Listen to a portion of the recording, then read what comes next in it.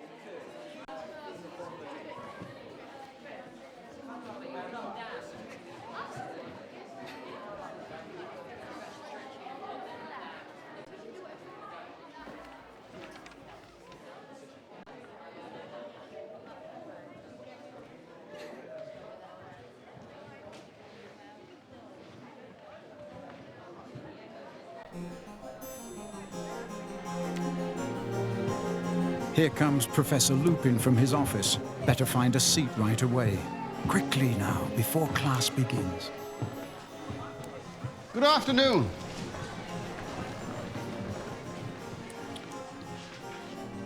Intriguing, isn't it?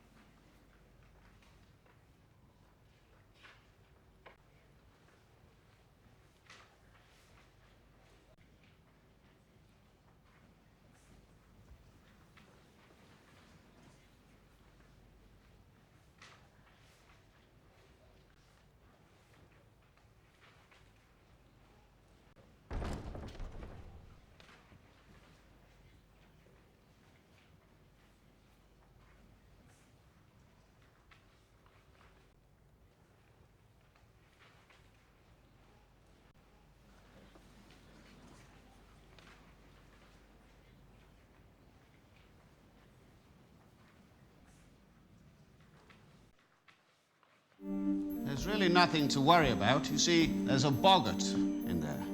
Now, boggarts They're very fond of dark, enclosed spaces, like wardrobe, the gap beneath a bed, cupboard under the sink. You know, I once met a boggart that had lodged itself inside a grandfather clock. But the first question we must ask ourselves is, what is a boggart? Wasn't that interesting? Let's have a look over by the stairs.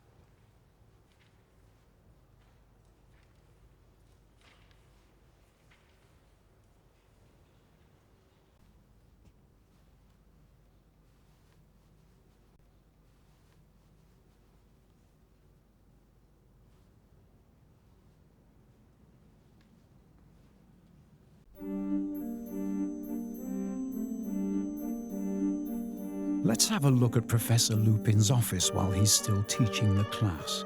It's just to the right, up this staircase. It's a bit narrow, isn't it? Do be quiet while class is taking place. Right this way. In here is his study.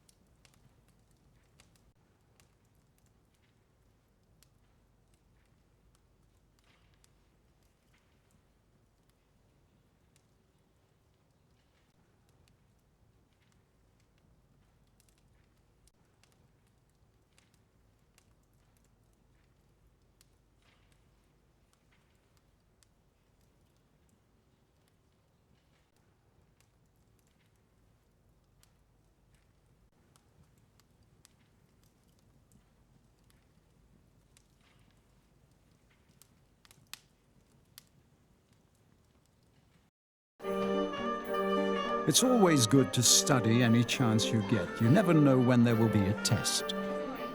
To the right, we can see even more items. Perhaps they are from Professor Lupin's travels.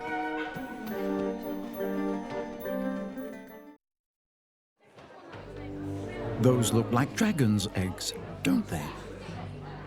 As we move to the right, you'll see quite a few skulls and heads, some quite shrunken. A wide variety of shrunken heads can be found in Nocturne Alley, but I don't recommend going there.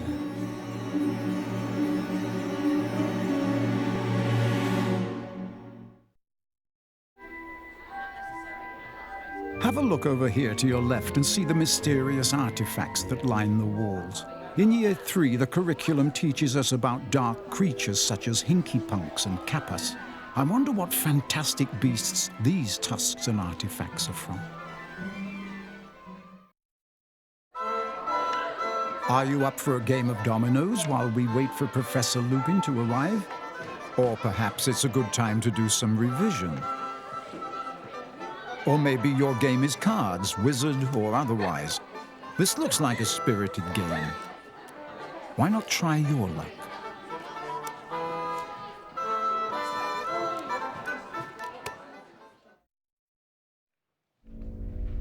Professor Lupin is a master at handling boggarts, of course. I hope we fare as well. Now what was that spell again? Oh, ridiculous. Yes, ridiculous, ridiculous, ridiculous. Oh, dear me.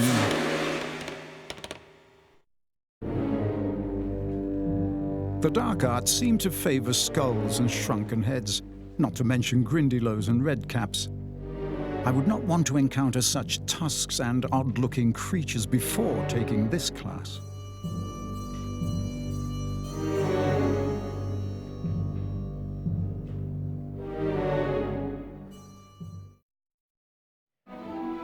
Professor Lupin is such an engaging professor, covering a wide range of subjects, including werewolves and vampires. Might I suggest you take time to review the section on werewolves?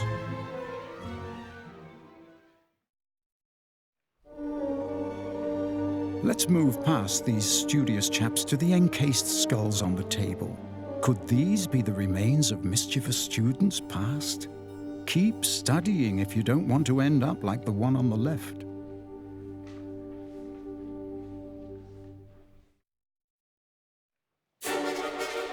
This character's seen better days. I wouldn't have wanted to have a run-in with him when he was around.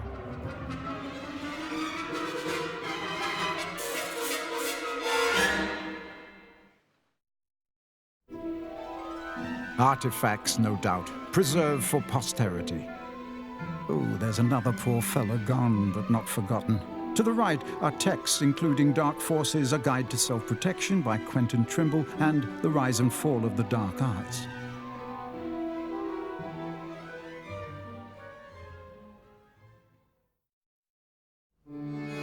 See the old phonograph there? I'm sure Fluffy would enjoy a good tune. More skulls and what appears to be a creature's spine.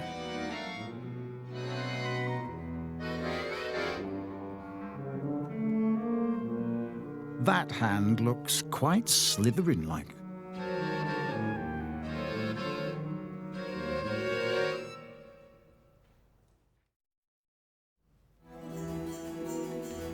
Perhaps if we're very quiet, we can have a look at what Professor Lupin is working on.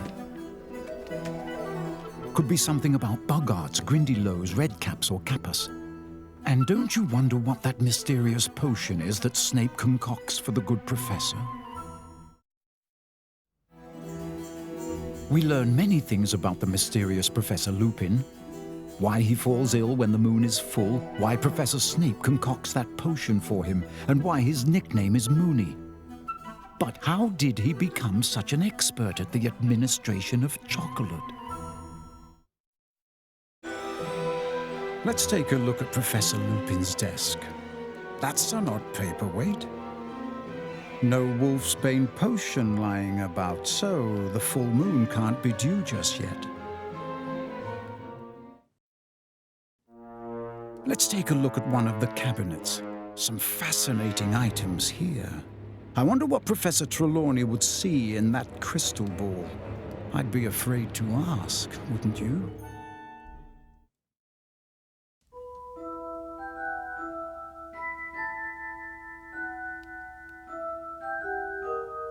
In these cases are more ingredients known only to Professor Lupin himself.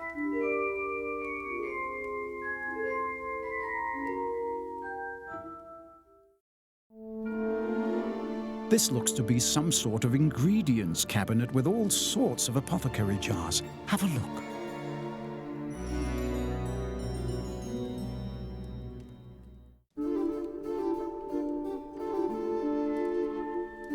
Before we leave Professor Lupin's office, notice the walls lined with magical ingredients, figures, and relics that he has collected over the years.